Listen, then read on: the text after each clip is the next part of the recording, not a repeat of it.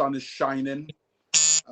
Temperature still cold, but it's a fantastic day. We are alive, and so we give thanks. Welcome to Update Conversation with Les. And today I've got B Joy and Eustace with us today.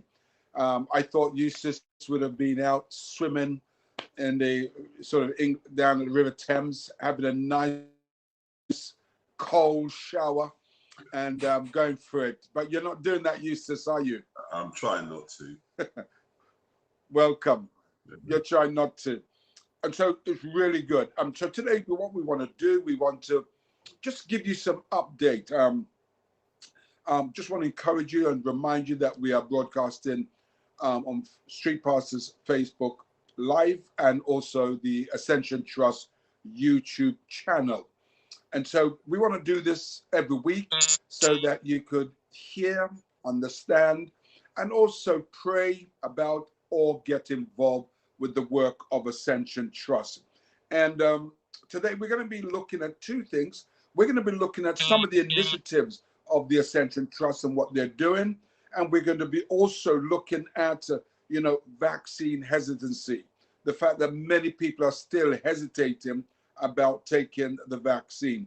But let me first of all start with Eustace. Eustace, welcome to our time together. I know this is your first time, it will not be your last. But just a question, are the street pastors still patrolling? And what are they doing? Eustace? I get asked that quite a lot. The answer is yes. From back in March 2020, street pastors areas have been patrolling.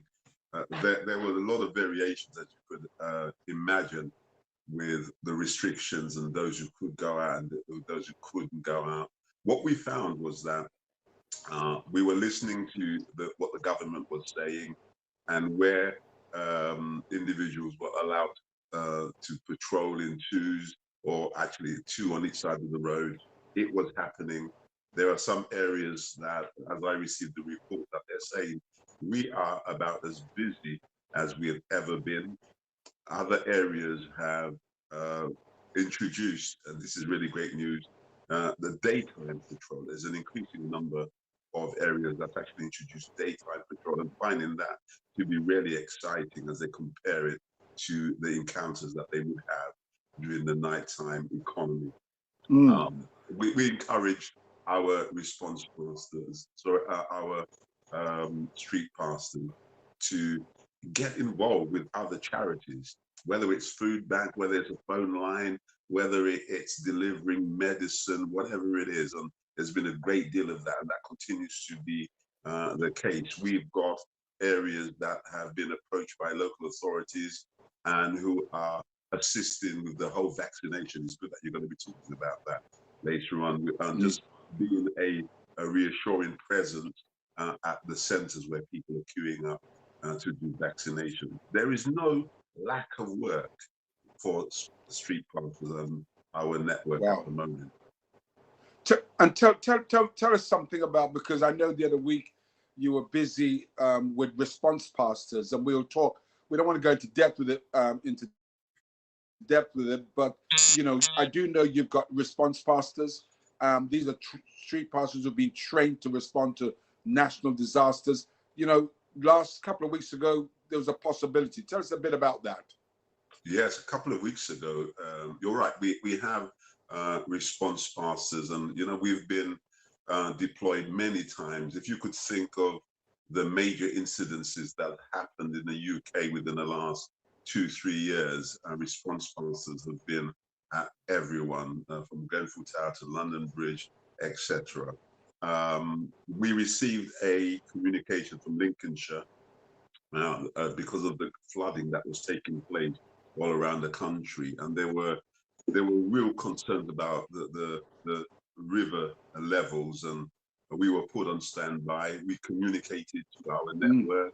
Within a short time, we had received responses from areas, from response pastors saying, I am available. I'm always excited by that.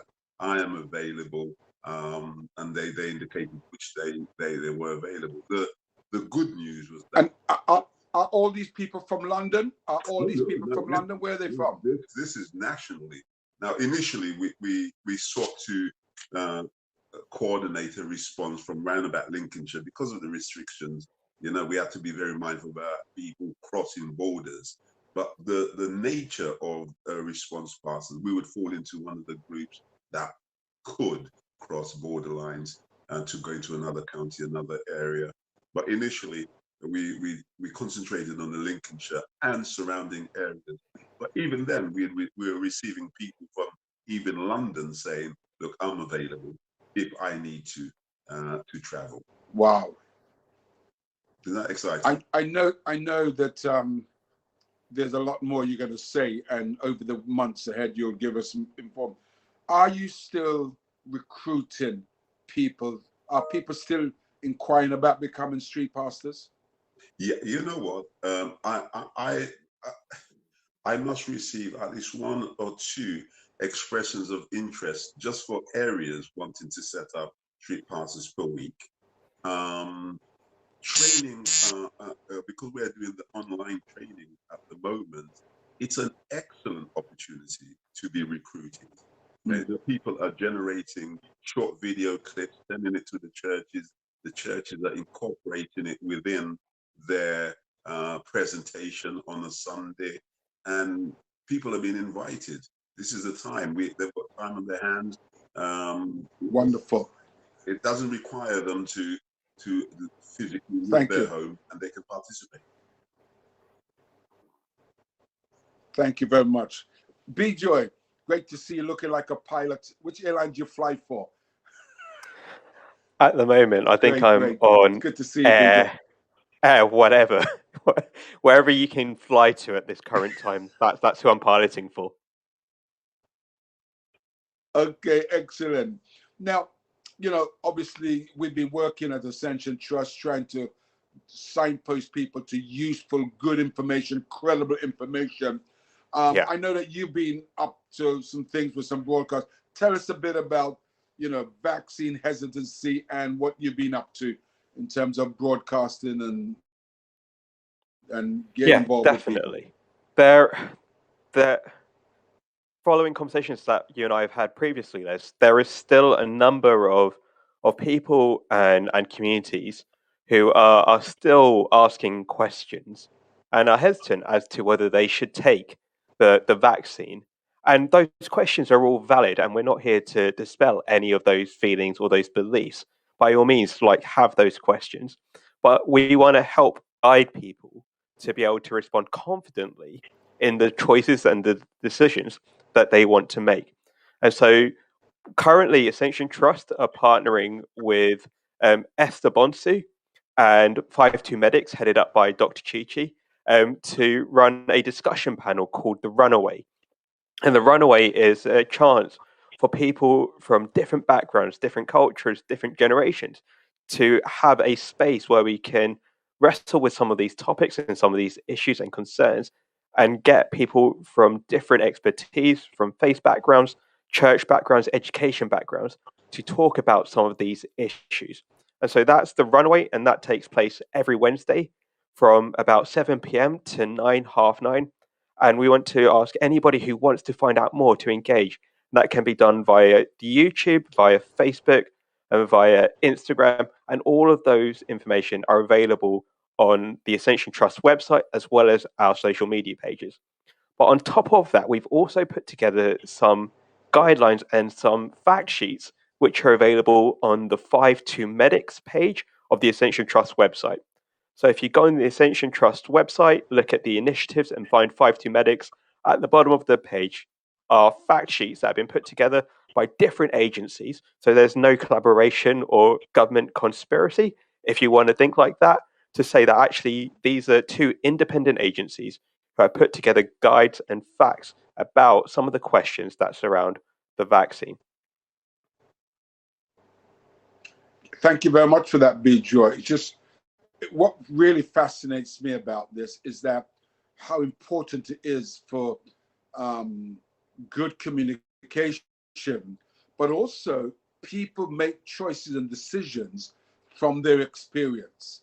I've been speaking to a lot of folks, and they're saying, look, this has been my experience or my parents' experience, and they've really got questions. And I think it's so important that government, that the National Health Services, and those of us who have got access to information to be able to share them with people to help people be more informed about should they or should they not, And I think that it's so good, the conversation. And I hope that people are listening to people's fears, people's anxieties, people's experiences, and ask ourselves, what do we need to do to ensure that, people's fears and experience are dealt with so they can have confidence in the government, they can have confidence in anything that's going to come out later on,